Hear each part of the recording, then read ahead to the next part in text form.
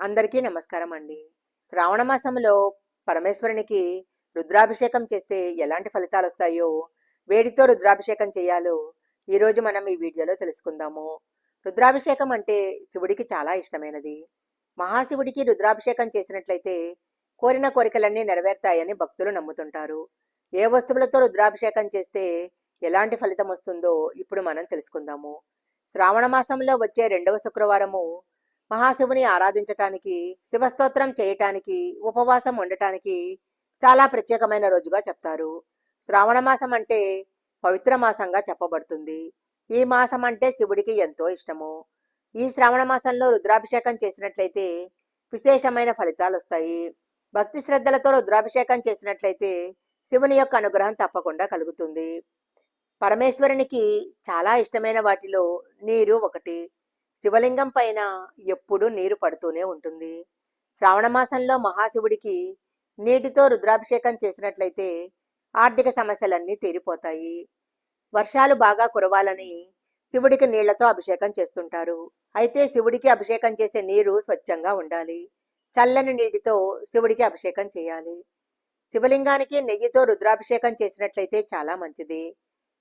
ఇలా గనక చేసినట్లయితే కుటుంబానికి శాంతి చేకూరుతుంది. కుటుంబం అభివృద్ధి చెందాలంటే శ్రావణ మాసంలో శివుడికి నెయ్యితో రుద్రాభిషేకం చేయాలి.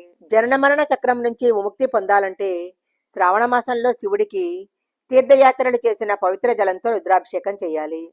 పవిత్రమైన పుణ్యక్షేత్రాల నుంచి నీటిని తెచ్చి శివుడికి అభిషేకం చేసినట్లయితే మరణానంతరము మోక్షాన్ని పొందుతారని నమ్ముతుంటారు. మహాశివుడికి తేనెతో రుద్రాభిషేకం చేసినట్లయితే సమాజంలో గౌరవం లభిస్తుంది. ఉద్యోగ రంగంలో పురోభివృద్ధి, ప్రమోషను, ఉన్నత స్థానాన్ని పొందుతారు. అన్ని కార్యాలలో విజయం లభించాలంటే శివలింగానికి తేనెతో అభిషేకం చేయాలి. పంచామృతాలతో శివలింగానికి అభిషేకం చేసినట్లయితే కోరిన కోరికలన్నీ నెరవేరుతాయి. పంచామృత అభిషేకం చేసిన వ్యక్తి యొక్క కోరికలను పరమేశ్వరుడు తప్పకుండా నెరవేరుస్తాడు. శివుడికి చాలా ఇష్టమైన వాటిలో చెరుకు రసం ఒకటి. ఆర్థిక సమస్యలతో బాధపడేవారు, అప్పుల ఊబిలో కూరుకుపోయిన వారు శ్రావణ మాసంలో శివలింగానికి చెరుకు రసంతో అభిషేకం చేయించాలి.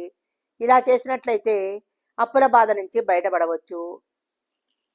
శ్రావణ మాసంలో శివుడికి రుద్రాభిషేకం చేసి బిల్వదళాలను సమర్పించి వెలగపండును నైవేద్యంగా పెట్టినట్లయితే కోరుకున్న ప్రతి కోరిక నెరవేరుతుంది.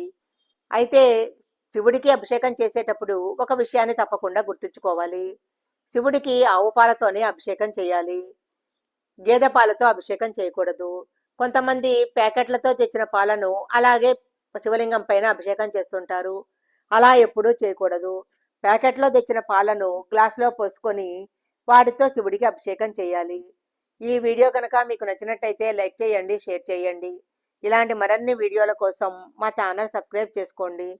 పక్కనే ఉన్న బెల్ ఐకాన్ యాక్టివేషన్ చేసుకుంటే మేము పెట్టే వీడియోలన్నీ కూడా మీకు ముందుగానే నోటిఫికేషన్గా వస్తాయి. మరొక మంచి వీడియోతో మళ్ళీ కలుసుకుందాం.